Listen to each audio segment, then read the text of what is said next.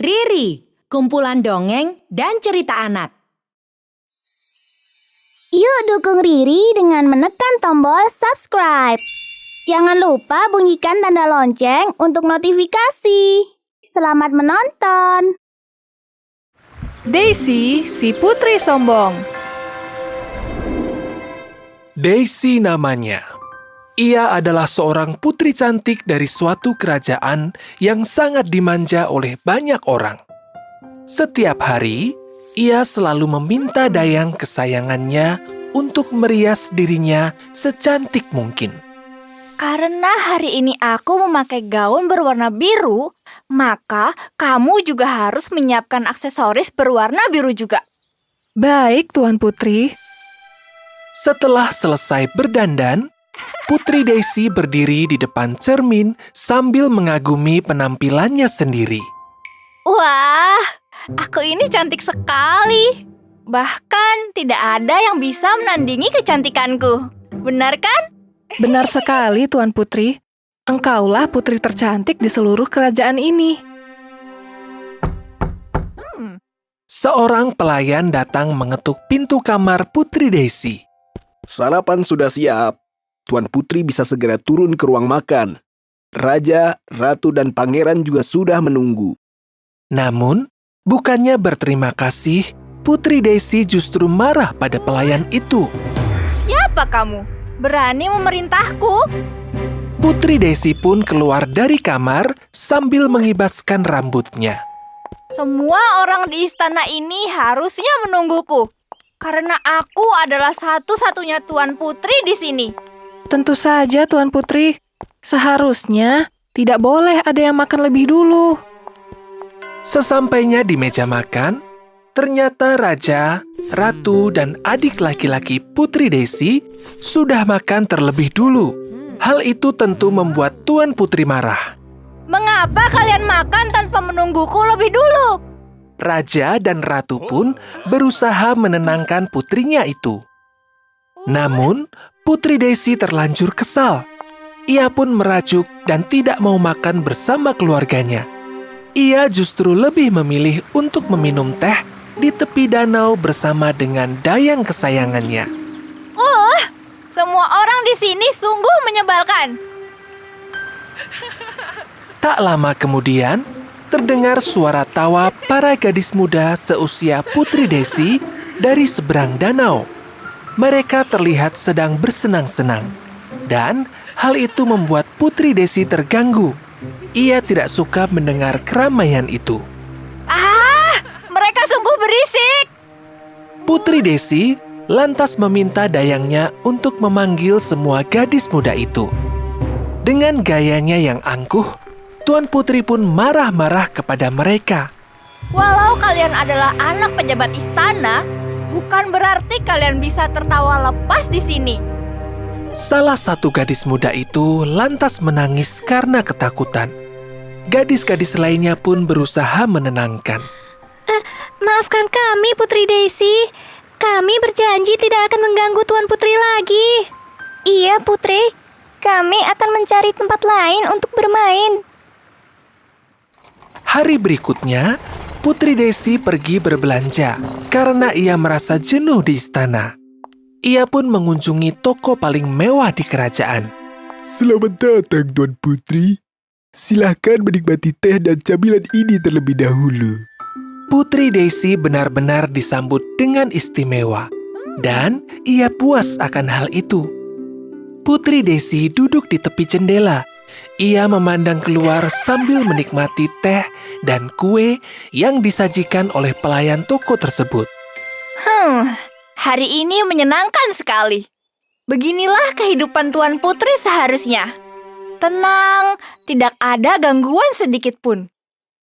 Tak lama setelah itu, keceriaan di wajah Putri Daisy hilang ketika ia melihat sekelompok anak kecil sedang berlarian dan menyentuh kereta kudanya. Astaga, mengapa selalu ada saja yang mengacaukan hariku? Aku tidak boleh diam saja. Putri Daisy langsung keluar dari toko. Kalian ini anak-anak nakal. berani sekali menyentuh kereta kudaku. Lihat saja, aku akan memberi kalian hukuman. Pengawal pribadi sang putri pun berusaha menenangkan, tetapi ia tetap tidak mau tahu. Para orang tua anak kecil itu lantas meminta maaf pada Putri Daisy. Maafkan anak-anak kami, Tuan Putri. Tolong jangan beri mereka hukuman. Iya, maafkan saja anak-anak itu, Tuan Putri. Lebih baik Tuan Putri kembali berbelanja saja. Biarkan mereka pulang. Oh, Putri Daisy semakin naik pitam karena mendengar ucapan para dayang dan para pengawalnya. Kalian ini bekerja untukku. Mengapa kalian malah membela anak-anak nakal itu? Ia kemudian pergi sendirian, meninggalkan dayang serta pengawalnya dengan penuh rasa geram. Hari sudah semakin sore, tetapi Putri Daisy tidak tahu di mana keberadaannya saat itu. Ia terlalu jauh masuk ke daerah yang tidak dikenalnya. Wah, daerah ini kumuh sekali. Bagaimana jika sepatu dan gaunku kotor? Tak lama kemudian, muncul seorang wanita paruh baya dari arah depan. Badannya gemuk, wajahnya terlihat sangat tidak bersahabat. Karena melihat pakaian Putri Daisy yang mewah, ia pun mendatangi si putri. Berikan semua pakaian dan perhiasanmu.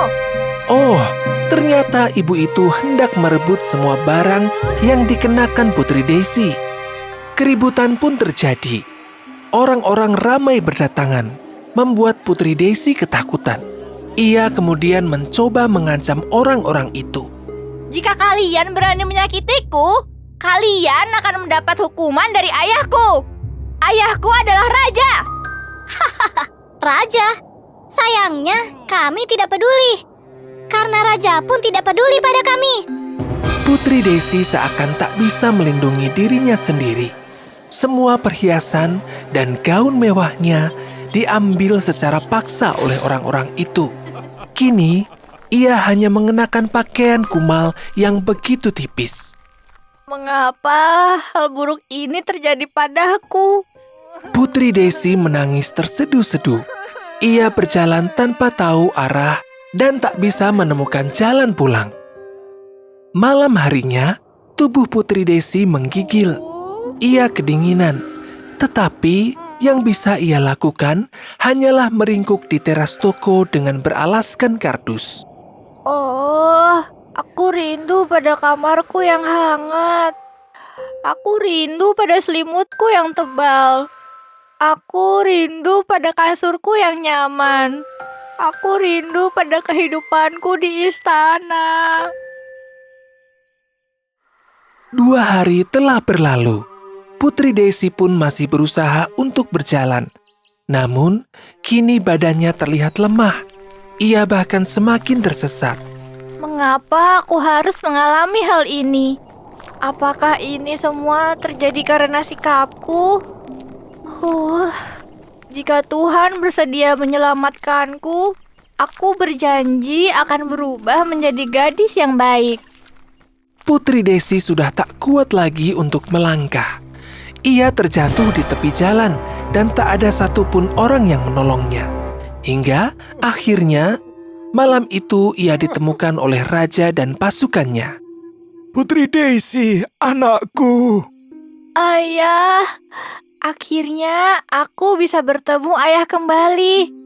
Raja pun memeluk Putri Daisy dengan erat.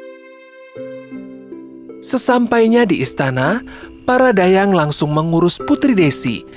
Sang putri pun berendam air hangat di dalam kamarnya sembari merenung. Selama ini, orang-orang di sekitarku sangat perhatian dan sayang padaku. Walaupun aku selalu memarahi mereka, tetapi mereka tetap perhatian padaku. Aku jadi menyesal. Sejak hari itu, Putri Daisy berubah menjadi gadis yang baik. Ia tak pernah bersikap angkuh lagi pada siapapun, termasuk pada para pekerja di istana. Setiap pagi, ia bahkan dengan senang hati membantu para pelayan menyiapkan sarapan untuk keluarganya. Oh, Raja dan Ratu sungguh bahagia dan bangga melihat anak gadisnya itu. Kamu sudah tahu kan kalau Riri punya banyak sekali cerita seru. Tidak hanya cerita, Riri juga punya aktivitas seru. Yeay! Kamu bisa mewarnai cerita favorit di sini.